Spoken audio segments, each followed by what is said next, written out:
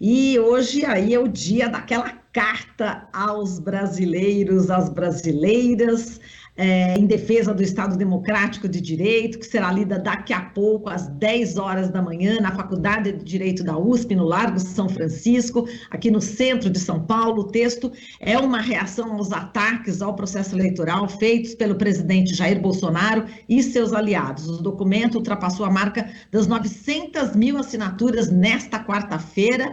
Agora, você pode acompanhar a leitura do documento ao vivo a partir das 10 horas da manhã, aqui pela Rádio Brasil Atual 98,9 e também pela TVT, no canal digital 44.1 ou ainda nos canais do YouTube das emissoras, da rádio e da TV. Então, são várias opções para você acompanhar, você que não está aqui em São Paulo. A gente sabe que vai ter atos no Brasil inteiro, leituras de cartas no Brasil inteiro, mas está aqui, fica a dica para quem não puder acompanhar em loco, vai poder ver e ouvir aqui pela Rádio Brasil Atual.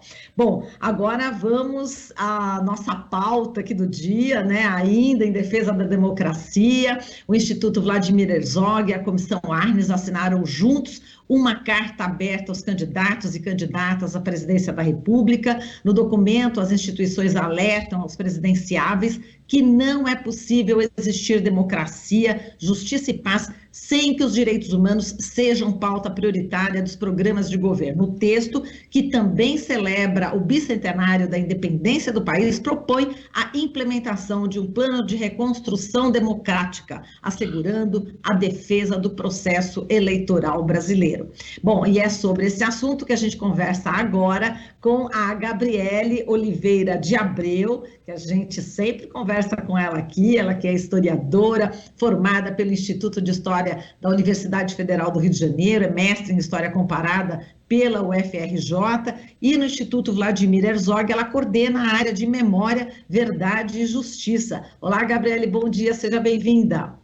Oi, Marilu, bom dia a todos, um prazer estar aqui com você novamente. Sempre é o nosso, Gabriele. Bom, vamos lá, a respeito aí do plano de reconstrução democrática, né, proposto aí aos candidatos, quais são aí os pontos principais, Gabriele, que a gente pode destacar? Bom, Marilu, são muitos os pontos que são recomendados na carta, mas eu destacaria a questão da garantia e expressão do direito à informação através dos diferentes meios de comunicação e também com uma constante vigilância sobre a disseminação de notícias que a gente sabe que são fraudulentas. A questão das fake news vem assolando a nossa democracia há algum tempo e a carta dá conta disso, felizmente. Há também a questão da liberdade de expressão plena, com respeito ao trabalho de jornalistas e comunicadores. Há também a garantia com todas as providências necessárias de segurança física aos candidatos e candidatas em entrevistas, debates, manifestações públicas e também na propaganda política. Há na carta também um repúdio com busca de uma recomendação, né, de repúdio com busca de sanção legal à delinquência digital com discurso de ódio, teorias conspiratórias, ameaças e outras formas de discriminação e ataques às instituições democráticas. A carta também versa sobre a questão da justiça eleitoral, a importância de respeitarmos as decisões da justiça eleitoral e os seus instrumentos de fiscalização. Esses são alguns dos principais pontos da carta em relação ao nosso processo democrático. Agora, Gabriele, quanto aos pontos aí relativos aos direitos humanos, né? Quais são os compromissos que os presidenciáveis devem assumir de acordo aí com a carta? Bom, a gente sabe que tem algumas medidas em torno dos direitos humanos que precisam ser encaminhadas no Brasil, não são poucas, né? Mas a carta dá conta das políticas urgentes no enfrentamento dos graves problemas sociais, como fome, desemprego, aumento expressivo da população vivendo em situação de rua, né? Marilu, a gente está em São Paulo e a gente vê como é cada vez mais crescente o número de pessoas vivendo nas ruas. A carta também traz a questão do combate a toda forma de racismo, um problema estrutural da nossa sociedade, cujos efeitos humilham e matam, perpetuando o preconceito e a discriminação entre os próprios brasileiros. A carta também traz a questão urgente da proteção aos direitos dos povos originários, indígenas, quilombolas e ribeirinhos. Esses são alguns dos principais pontos, há outros também. Exato. Agora, nesta quinta-feira, né, Gabriele, haverá aí a leitura da Carta em Defesa do Estado Democrático de Direito na Faculdade de Direito da USP, aqui do Largo São Francisco. E o Instituto vai estar presente. O que a gente pode esperar desse ato, na sua opinião, Gabriele?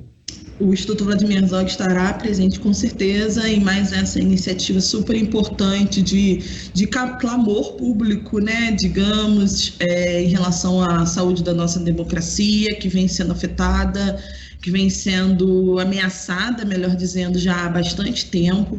Então, o Instituto, todas as ações que visam reivindicar a garantia da lisura do processo democrático, de uma governabilidade decente a partir do ano que vem, todas essas ações, o Instituto certamente está envolvido. E a questão da Carta aos Brasileiros e às Brasileiras é mais uma dessas iniciativas que nós estaremos próximos. Estamos todos bastante empolgados com o ato de hoje. O ato vai rememorar, vai fazer uma alusão a um momento importante da história do nosso país, aí na virada entre a ditadura e a abertura política na década de 70. A Carta traz essa dimensão também. A gente está num ambiente político, num contexto político um tanto quanto parecido com aquela época, infelizmente, onde a gente precisa defender a democracia, defender o processo eleitoral brasileiro, defender as urnas eletrônicas. Então, a gente está bastante empolgado em relação a esse evento, acho que vai ser bem bonito, mobilizou muitas pessoas, está mobilizando ainda muita gente, então a expectativa é altíssima em torno desse encontro que teremos logo mais. Exato, eu vou só citar aqui um trecho, né, do que o José Carlos Dias, né, o presidente da Comissão Arnes, disse, né? Ele disse assim: superar a tragédia brasileira depende do que decidiremos nas urnas. Com esta carta, conclamamos que candidatas e candidatos cumpram suas missões com responsabilidade social.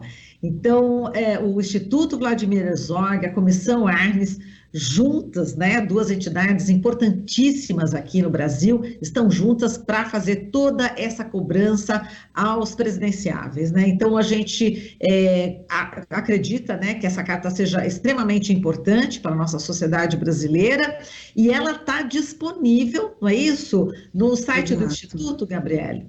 Está disponível no nosso site, muito fácil o acesso à carta através do nosso site e também nos canais da Comissão Arnes. Muito bem, e a gente lembra, né, José Carlos Dias, tão importante, um personagem importante para a democracia brasileira, ele que lutou tanto, né, contra a ditadura militar, pela democracia brasileira, e a gente vê você tão novinha, né, Gabriele? Você tem quantos anos? Eu tenho 26. Tem 26 anos, então são várias gerações agora, uma nova geração chegando, uma geração que não viveu, não é, a ditadura militar, e agora a gente está lutando graças a essas pessoas como José Carlos Dias e tantos outros, e tantos que tombaram, né, na ditadura militar, nós estamos aqui na democracia. E agora, justamente, a diferença lá eles lutaram para ter a democracia, estava na ditadura militar. Hoje nós estamos na democracia, só que a luta é justamente para que ela se mantenha, né, para que ela não seja ameaçada. Esse é um outro momento histórico, né, Gabriele? Como é que você vê também a sua geração, né? Agora que o seu depoimento, até pessoal, em relação a tudo que você está vendo hoje, é um dia realmente histórico, é um dia importante? Como é que você está sentindo isso, Gabriele? É um misto de sensações, Marilu, porque ao mesmo tempo a gente não queria estar fazendo esses esforços em prol da nossa democracia, da saúde da nossa democracia. A gente queria estar vivendo uma normalidade institucional, uma normalidade democrática.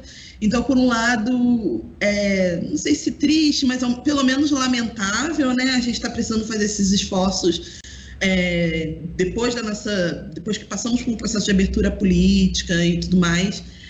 É um pouco triste, assim, tudo que a gente está vivendo, mas, por outro lado, que bom que estamos unidos, independente de geração, independente das nossas identidades, independente de espectro político também, porque a própria Carta aos Brasileiros e às Brasileiras, 900 mil signatários, então são pessoas dos espectros políticos mais diversos possíveis, mas que entendem que a importância de manter a nossa democracia saudável.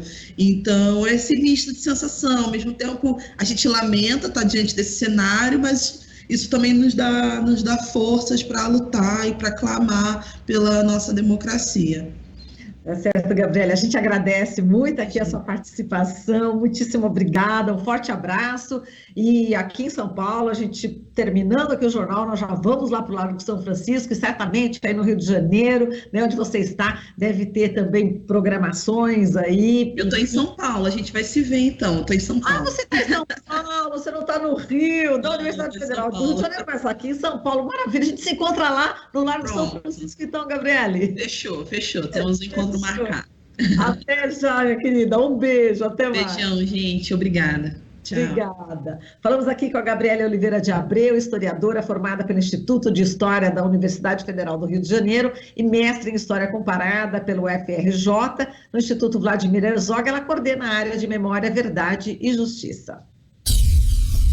Aqui você ouve as notícias que os outros não dão. Jornal Brasil Atual.